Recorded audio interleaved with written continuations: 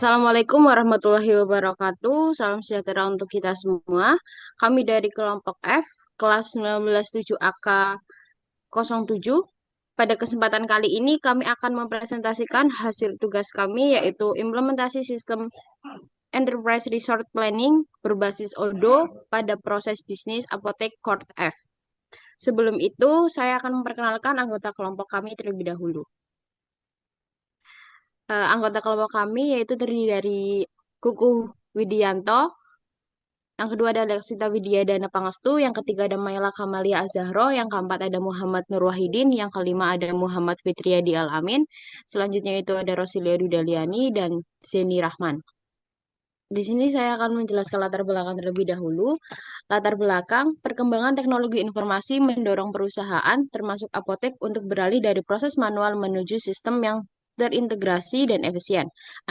Enterprise Resource Planning menjadi solusi penting karena mampu menghubungkan berbagai aktivitas bisnis seperti persediaan, pembelian, penjualan, POS, dan akuntansi dalam satu platform. Odoo dipilih sebagai sistem ERP paling bersifat open resource, fleksibel, berbasis web, serta memiliki modul lengkap yang saling terintegrasi. Implementasi ERP pada Apotek Kort F membantu meningkatkan akurasi data, mempercepat alur kerja, meminimalkan kesalahan administrasi, serta memperkuat pengambilan keputusan berbasis informasi real time. Untuk modul yang kami digunakan di sini ada 7 modul. Untuk yang pertama modul inventory. Untuk use case dari modul inventory seperti ini. Di sini aktornya user logistik bisa membuat produk dan melakukan stock of name. Untuk diagram activity modul inventory-nya di sini yang pertama user bisa melakukan start user logistik ya untuk menerima copy sip dokter dari HRD, kemudian dijalankan oleh sistem, melakukan entry data produk, kemudian masukkan produk yang sesuai raknya, dan selesai. Yang pertama, kita akan melakukan mastering data. Kita akan membuat produknya terlebih dahulu di sini di modul inventory. Kemudian kita tambahkan produknya, lalu klik new. Di sini kita isi nama produknya. Misalkan kita akan memasukkan nama produknya yaitu obat paracetamol 500 mg.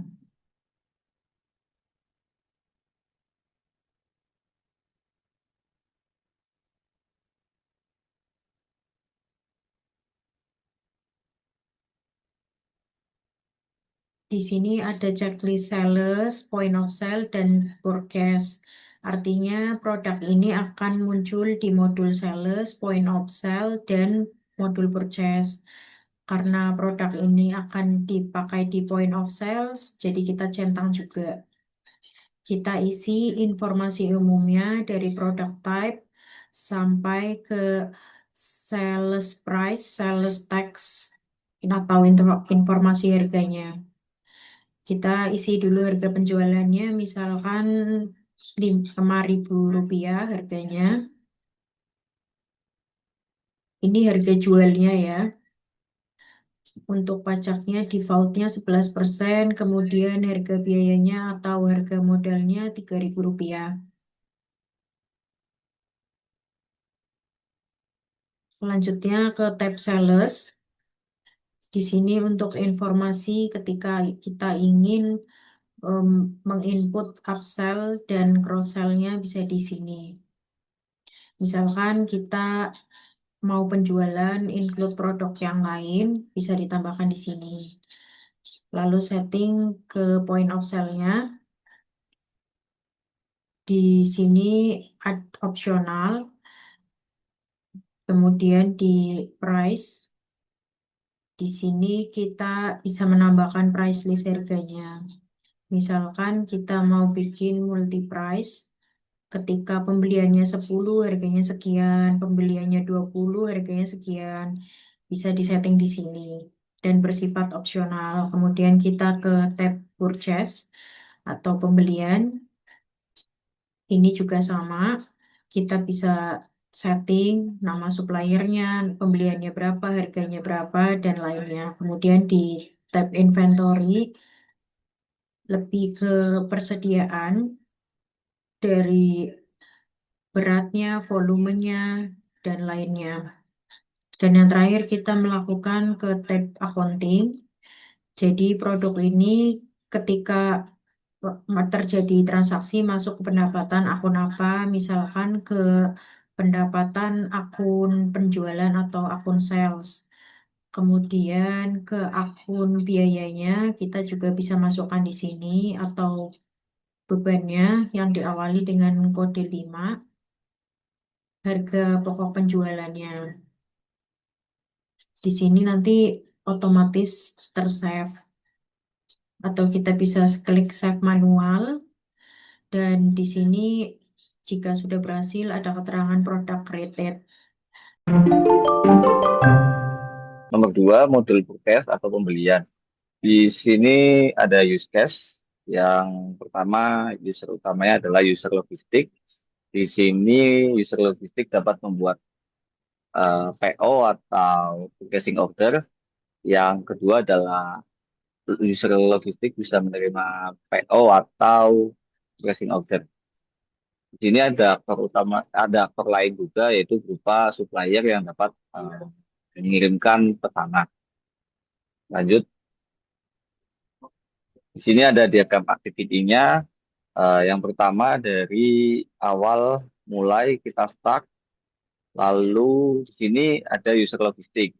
User logistik dapat mengecek stok produk yang stoknya minimum. Terus lanjut, dia juga bisa membuat perencanaan kebutuhan barang. Lalu masuk ke sistem. Di sini dari membuat rencana kebutuhan barang dapat membuat entry purchasing order dan dapat selanjutnya dapat mengirimkan send PO atau purchasing order. Terus dari sistem lanjut ke supplier, dari sistem send PO lanjut ke terima PO atau terima purchasing order. Lalu dari supplier melanjutkan ke cek stok, apakah stok masih tersedia, lalu jika stok masih tersedia dilanjutkan ke create invoice. Setelah invoice dibuat, lalu supplier lanjut untuk mengirimkan produk dan dilanjutkan lagi untuk menerima barang dan invoice-nya. Selanjutnya yang eh, terakhir adalah pembayaran lalu selesai. Nah, di sini tuh kita akan menjelaskan modul purchasing. Masuk ke dalam modul purchasing, kita klik new. Nah, lalu di sini kita akan melakukan PO order kepada supplier. Di sini ada nama suppliernya, sudah ada. Lalu ini opsional untuk tanggalnya. Untuk expected arrival adalah tanggal penerimaan, bisa kita atur. Di sini akan kita atur di tanggal 23. Untuk jamnya kita atur di jam 10. Play, lalu masuk ke add product. Tadi sudah kita tambahkan sebelumnya add product. Lalu kita tambahkan produknya di sini. Kita tulis obat paracetamol 500 gram. Di sini kita atur kuantitinya. Kita atur kuantitinya menjadi 10. Lalu di sini terlihat harganya yaitu 33.300. Setelah semua selesai, kita klik confirm order. Lalu di situ sudah ada nomor PO dan di lognya juga sudah terlihat PO-nya. Lalu kita klik print out. Selanjutnya ada modul sales atau penjualan. Berikut adalah tampilan use case dari modul sales. Di sini ada dua aktor, yaitu aktor user logistik dan aktor customer. User logistik mengelola data penjualan, penjualan produk, dan mengirim produk. Untuk customer bisa membeli produk. Selanjutnya di sini ada diagram activity dari modul sales.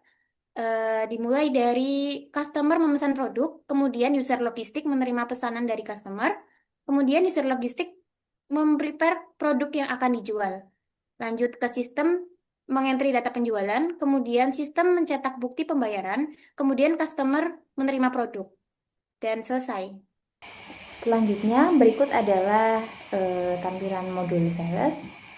Oke, kita bisa langsung klik salesnya. Kemudian di sini kita bisa menambahkan transaksi penjualan dengan mengklik new. Dan di sini ada customer. Nah, kita cari nama customernya. Nah, ini kita asumsikan aja menggunakan nama customer umum. Customer umum, oke. Lalu kita di sini tambahkan detail produknya. Nah, kita akan melakukan penjualan kepada customer umum. Di sini contohnya kita akan melakukan penjualan paracetamol, obat paracetamol. Nah, di sini kuantitinya kita misalkan 2. Ini adalah transaksi penjualannya. Kemudian bisa diklik confirm. Oke, di sini sudah muncul untuk penjualannya. Selanjutnya kita akan membuat invoice untuk dilakukan pembayaran oleh si customer. Kita bisa klik create invoice. Oke. Lalu pilih regular invoice. Kemudian create tab. Nah, di sini akan muncul invoice. Invoice-nya ini sudah otomatis ya. Dan kita bisa klik tombol confirm. Ini sudah otomatis. Kemudian kita bisa klik tombol confirm untuk invoice yang kita buat. Nah, ini invoice-nya sudah otomatis terbuat. Dan ini bisa di print dan diserahkan ke customer untuk dilakukan pembayaran terhadap invoice yang sudah kita buat. Nah, itu adalah proses untuk modul sales. Selanjutnya yaitu mengenai modul point of sales. Berikut yaitu ada use case pada modul POS, di mana user logistik itu dapat mengelola data penjualan dan melakukan penjualan produk. Dan pada aktor customer dapat membeli produk. Selanjutnya yaitu diagram activity-nya, di mana start, lalu customer dapat memesan produk saat di user logistik itu akan menerima pesanan dari customer, dilanjut dengan prepare produk yang akan dijual. Selanjutnya masuk ke dalam sistem untuk entry data POS dan mencetak bukti pembayaran. Selanjutnya customer akan menerima produk dan bukti pembayarannya atau SRUK lalu selesai. Selanjutnya kita akan menggunakan metode point of sale, di mana kita bisa klik continue dulu untuk melihat daftar barang yang ada di mesin kasir. Berikut contohnya, kita ambil contoh obat paracetamol. Kita klik paracetamol. Nah, setelah itu kita pilih customer. Di situ ada beberapa fitur.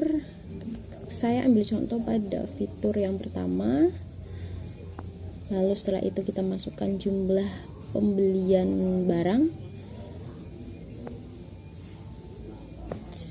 Kita pakai 2 contoh pembelian barang ya. Lalu setelah itu kita klik payment. Ada beberapa metode pembayaran. Contohnya kita menggunakan cash. Setelah muncul total harga pembayaran, kita klik validate. Lalu setelah itu akan muncul struk pembayaran, di mana struk itu bisa kita berikan kepada customer atau pembeli. Modul accounting atau akuntansi use case. Jadi di sini ada 2 aktor, staff accounting dan manajemen. Untuk staff accounting itu dapat membuat laporan keuangan, kemudian dapat memverifikasi laporan keuangan. Untuk aktor manajemen, aktor tersebut dapat melihat dan menganalisa laporan. Nah, di sini untuk diagram activity Ya, dimulai dari staff accounting akan mereview dan memvalidasi data transaksi, kemudian dimasukkan ke laporan keuangan.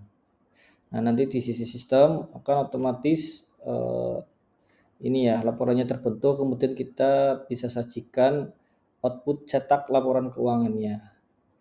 Nah, di manajemen juga dapat melihat langsung serta menganalisa laporan keuangan.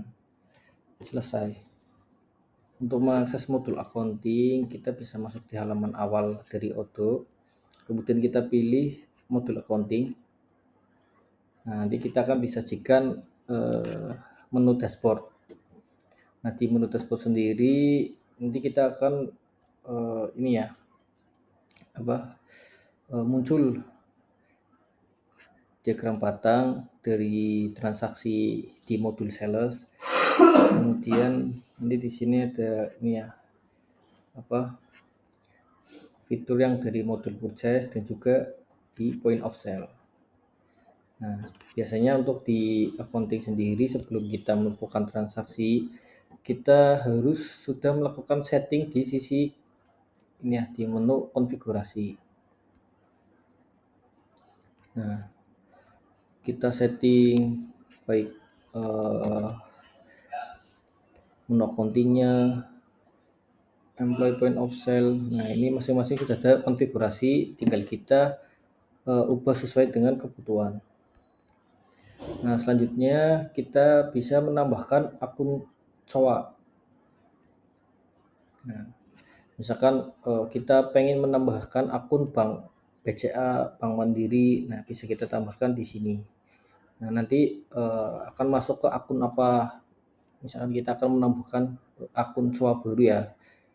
Akun pendapatan apa, akun beban apa, terus akun penyusutan, dan lain sebagainya. Nah, selanjutnya kita bisa setting pajak di sini ya. Pajak dan konfigurasi yang lain. Nah, sekarang coba kita explore untuk bagian menu reporting. Nah, di laporan reporting ini kita bisa melihat laporan neraca saldo ya. Di sini balance sheet.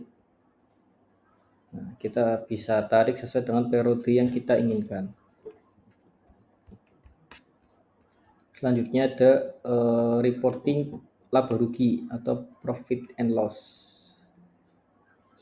Nah, ini bisa kita tarik berdasarkan periode juga.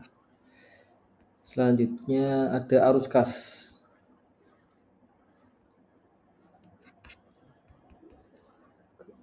Nah, untuk di buku besar kita bisa ngecek balance atau tidak antara sisi debit dan kredit. Biasanya kan sebelum tutup buku kita akan melakukan trial balance. Nah, jadi antara sisi debit dan kredit itu balance atau tidak. Nah, lanjut, ini general ledger ya, ini buku besar. Misal kita pengen tahu transaksi yang terjadi pada akun kas, bisa kita lihat di sini.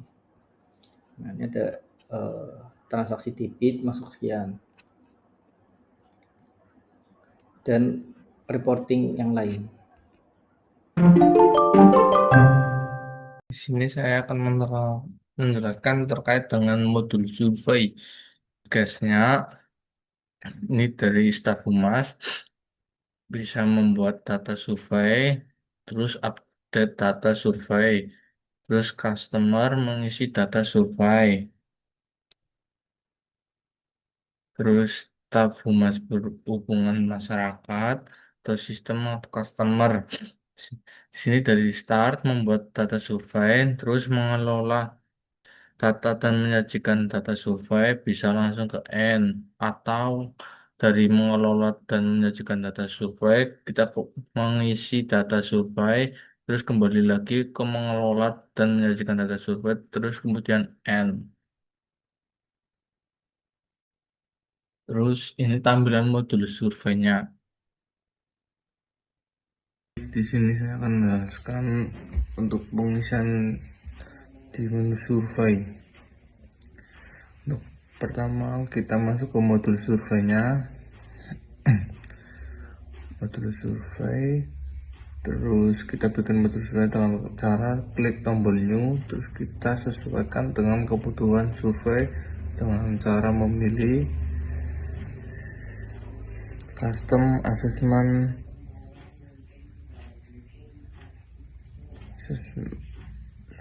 live session dan survei. Dan ini contoh untuk surveinya. Kemudian kasih nama contoh survei kepuasan pelanggan.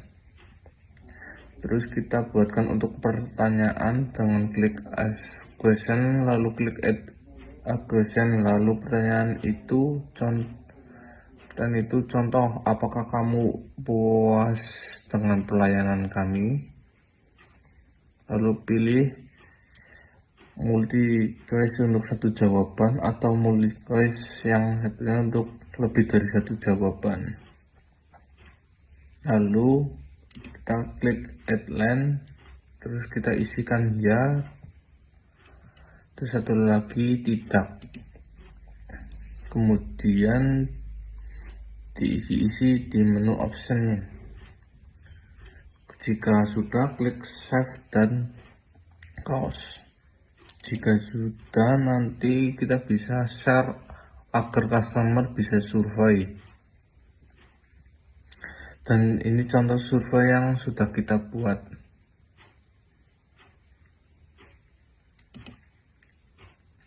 Dan nanti akan masuk di sini. Slide ini akan membahas modul employee, modul yang digunakan untuk mengelola semua data karyawan. Untuk use case, yang pertama, membuat data pegawai, update data pegawai. Itu untuk staff HRD. Manajemen, diagram ini menunjukkan use case sistem yang melibatkan dua aktor utama, staff HRD dan manajemen.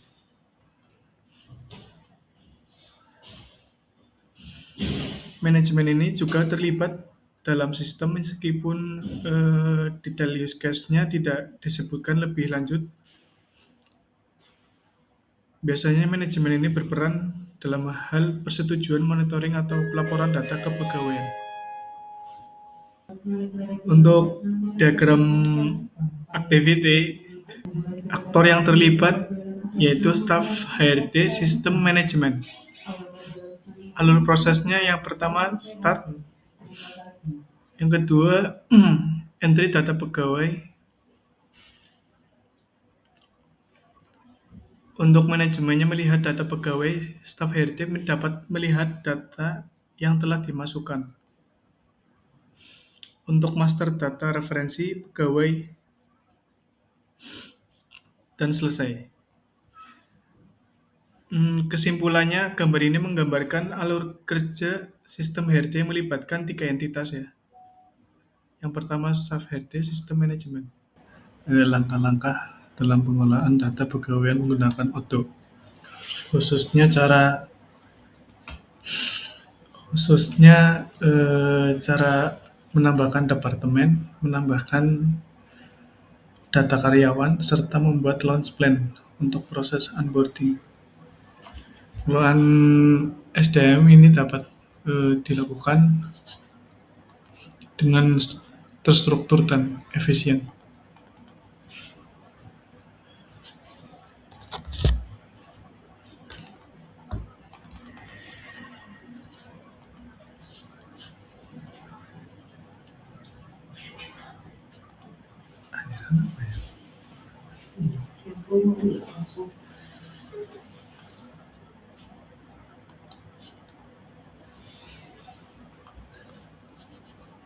Untuk yang pertama, tambahkan departemen terlebih dahulu ya. Misalkan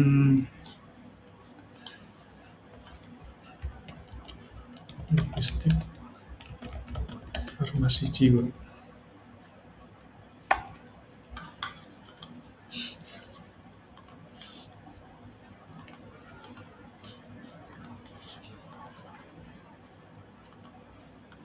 Untuk nama manajernya contoh dari Slamet Kriyadi.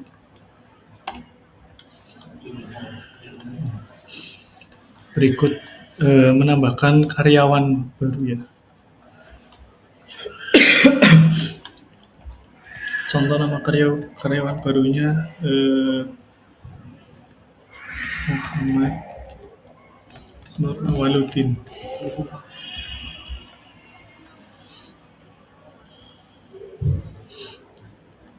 Departemennya farmasi.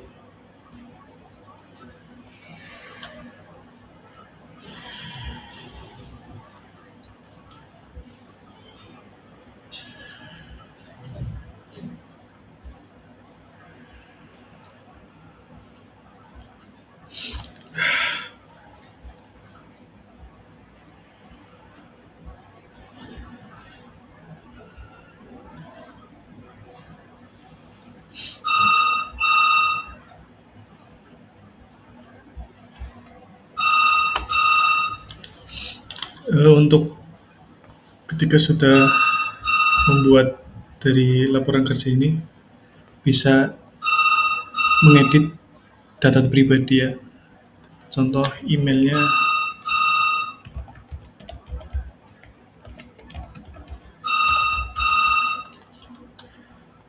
nomor telepon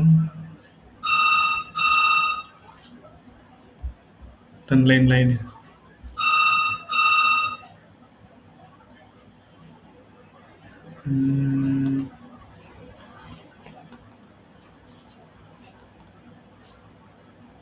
Untuk rencana peluncurannya di sini bisa misalkan karyawan ini akan mulai kerja tanggal berapa, di sini bisa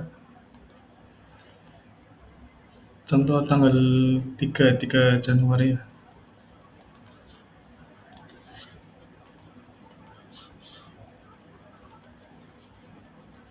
Berikut hasil dari karyawan yang sudah diinput. Kesimpulannya, penerapan Sistem Enterprise Resource Planning atau ERP pada Apotik Corp F terbukti menjadi langkah strategis untuk meningkatkan efektivitas dan efisiensi operasional melalui integrasi antar divisi seperti persediaan, pembelian, penjualan, akuntansi, dan manajemen karyawan, sehingga alur informasi menjadi lebih akurat, cepat, dan konsisten. Integrasi ini membantu mengurangi redundasi data, human error, serta potensi ketidakefisienan, sekaligus mendukung pengambilan keputusan berbasis data real-time yang penting bagi pengelolaan stok obat, transaksi, dan pelaporan keuangan. Agar implementasi ERP berjalan dengan optimal, apotik perlu melakukan analisis kebutuhan secara menyeluruh, memberikan pelatihan kepada karyawan, memastikan kesiapan infrastruktur teknologi, melakukan evaluasi rutin terhadap kinerja sistem, mengembangkan integrasi dengan layanan pendukung lainnya, serta mengutamakan keamanan dan backup data untuk menjaga keberlangsungan operasional dan kualitas layanan. Oke, baik, terima kasih. Demikian presentasi yang dapat kami sampaikan mengenai implementasi sistem Enterprise Resource Planning berbasis ODO pada proses bisnis Apotik Corp F. Kami berharap penjelasan yang tadi kami paparkan dapat menambah wawasan serta memberikan gambaran yang lebih jelas tentang materi tersebut. Kami juga menyadari bahwa penyampaian kami masih jauh dari sempurna. Untuk itu, kami sangat terbuka terhadap pertanyaan, kritik, maupun saran yang membangun. Terima kasih atas perhatian dan waktu yang telah diberikan. Akhir kata, wassalamualaikum warahmatullahi wabarakatuh.